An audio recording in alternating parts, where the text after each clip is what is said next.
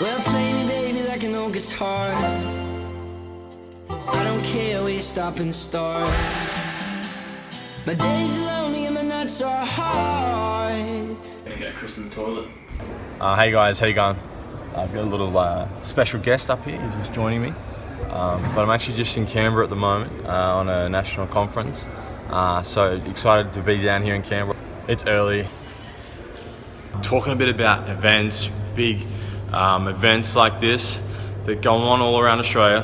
And even if you've just come back off youth camp or like a search camp or even relating to like a Hillsong conference, I just noticed that there's a lot of hype, a lot of drive and a lot of motivation and inspiration that come from these events, and they're so good and they're really worth the money or worth the time invested. And you might have people that tell you that going to things to further educate or learn or grow as a person is a waste of time, and that's their opinion, that's fine. But one thing I do notice is that we often go away from a conference or an event or a week of something, whatever it is, inspired. We often go away thinking about that topic a lot more, and we want to make changes in our life. And slowly though, surely but slowly, those motivations, those desires and those intentions slowly fade.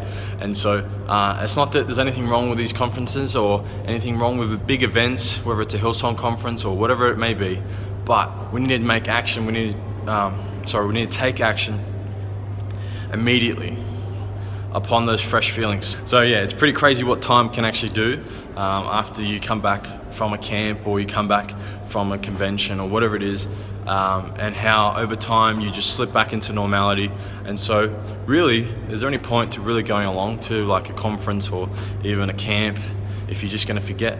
Well, there is, because you're actually planting seeds. You're actually putting in a foundation there where you can actually keep growing as a person. So I would suggest for you guys is that you keep plodding along, and if you want to really grow, it's not even about the camp, it's about what happens after the camp or the conference. It's about what you do after. So yeah, even as I've been in Canberra last couple of hours, I've had doubt hit me. I've had different thoughts come into my mind and say, oh, you're wasting your time, or just even little thoughts that might try and throw me off. And you know what, I don't believe those thoughts. I actually reject them. I actually don't go along with those thoughts.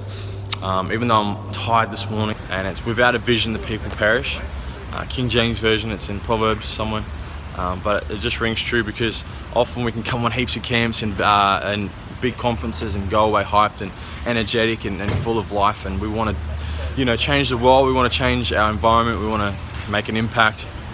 But yeah, like that verse is saying, without a vision, if we don't actually see something of the future, then it's just not going to last. So I challenge you guys to actually get a vision. Maybe it's just writing out what you want in the next year, or some goals that you want to see. Maybe it's getting a vision board and getting some pictures up on what you want to see for your life. But even just dreaming a little bit.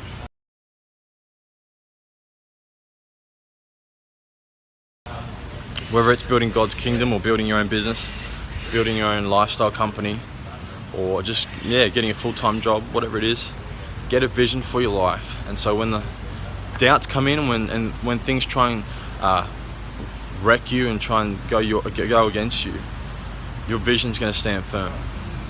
And so people can say stuff, like my parents have even said stuff, but if you stand firm in your vision and what you believe, then you can make it happen. Yeah, one thing I would encourage you guys is just keep going. Just hold on, keep going. Even when it gets tough, just you keep going. You don't give up. Consistency is the key that unlocks the door, and whatever it is you're after, if you keep going, you can make it.